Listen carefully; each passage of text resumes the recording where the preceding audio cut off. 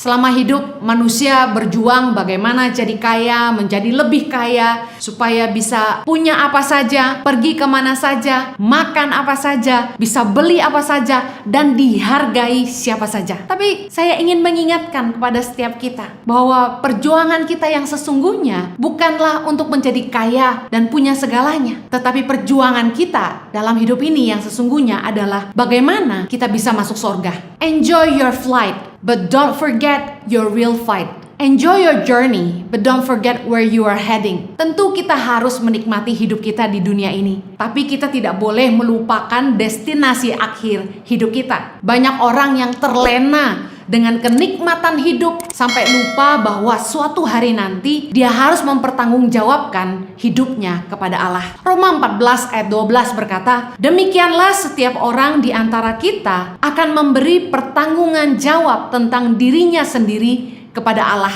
Di dalam perjanjian baru, Yesus menjelaskan ada 3 jalan masuk surga. Yang pertama, mempercayai Yesus Kristus sebagai Isa Al-Masih atau Mesias, Juru Selamat. Yohanes 14 ayat yang ke-6 dengan judul perikop Rumah Bapa, Yesus berkata begini, "Akulah jalan dan kebenaran dan hidup. Tidak ada seorang pun yang datang kepada Bapa kalau tidak melalui aku." Yesus menjelaskan bahwa tidak ada orang yang bisa sampai kepada Bapa selain dari mereka yang mempercayai Dia sebagai Juru Selamat. Yang kedua, Yesus menjelaskan jalan masuk surga adalah melakukan kehendak Bapa atau melakukan firman Tuhan. Matius 7 ayat 21 berkata begini, "Bukan setiap orang yang berseru kepadaku, Tuhan, Tuhan, akan masuk ke dalam kerajaan sorga, melainkan dia yang melakukan kehendak Bapakku yang di sorga." Matius 19 ayat 17b berkata, "Tapi jikalau kau ingin masuk ke dalam hidup, turutilah segala perintah Allah." Yesus menyampaikan kepada kita bahwa kalau kita ingin masuk dalam kerajaan kekal, kita harus melakukan kehendak Bapa di sorga dan hidup melakukan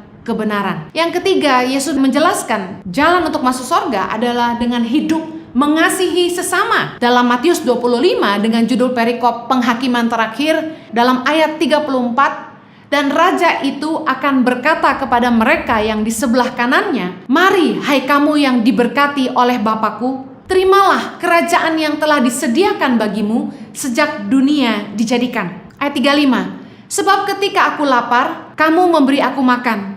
Ketika aku haus, kamu memberi aku minum. Ketika aku seorang asing, kamu memberi aku tumpangan." Ayat 36, "Ketika aku telanjang, kamu memberi aku pakaian. Ketika aku sakit, kamu melawat aku.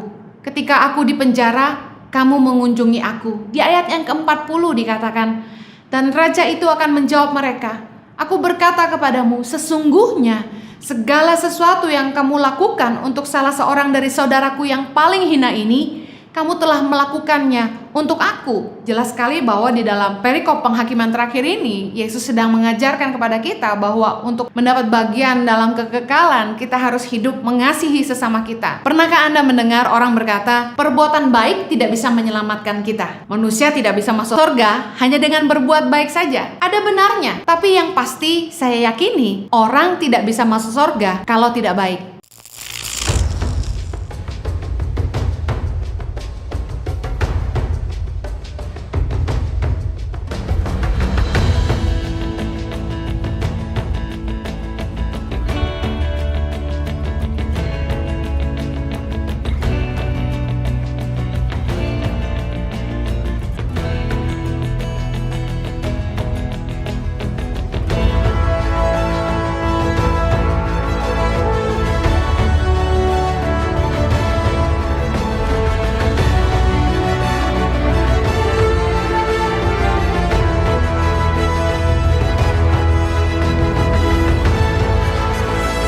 Suka duka, perjuangan guru tangan pengharapan dalam membangun pendidikan di pedalaman Indonesia.